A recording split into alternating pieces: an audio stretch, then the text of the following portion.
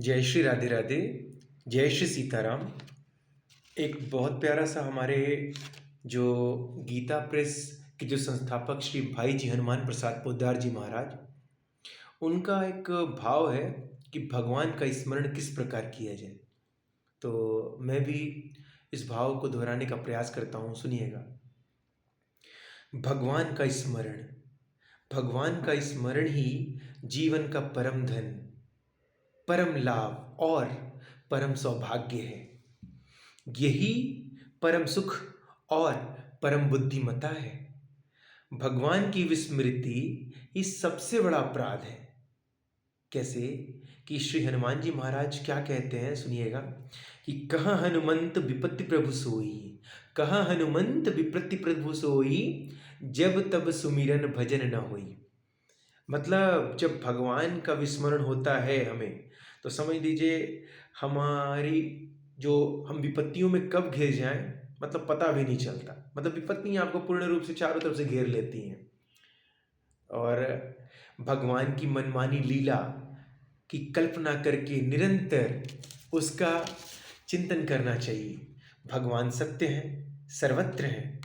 हम जिस रूप में उनकी लीला का निरंतर चिंतन करते रहेंगे, वही लीला में सचमुच उसी रूप में हमारी अनुभूति में आने लगेंगे।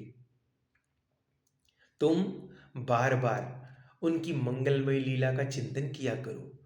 उन्हीं में मन की आसक्ति तथा ममता हो जाने पर वे कभी फिर हृदय से जाएंगे नहीं, निकलेंगे नहीं। वे हमारे हृदय में तो अब भी छिपे हैं, फिर तो उनकी प्रत्यक्ष अनुभूतियां होने लगेंगी। भगवान का स्मरण सदा होता रहे। मन में सांसारिक विषय आते हैं, परंतु भगवान के नाम का जप मुख से निरंतर होने से सांसारिक विषयों का हमारे ऊपर प्रभाव बिल्कुल क्षीण हो जाता है। तो हम भगवान को जिस भाव से भजते हैं, भगवान हमें उसी भाव से प्राप्त हो जाते हैं। जैसे क्या कि एक हमारे गोस्वामी श्री तुलसीदास जी महाराज इसके ऊपर एक दोहा लिखे हैं, क्या कि जाकी रही भावना जैसी, प्रभु मूरत देखी तिन तैसी। तो हमारी भगवान में जैसी भावना होगी तो भगवान हमें उसी प्रकार नजर आएंगे।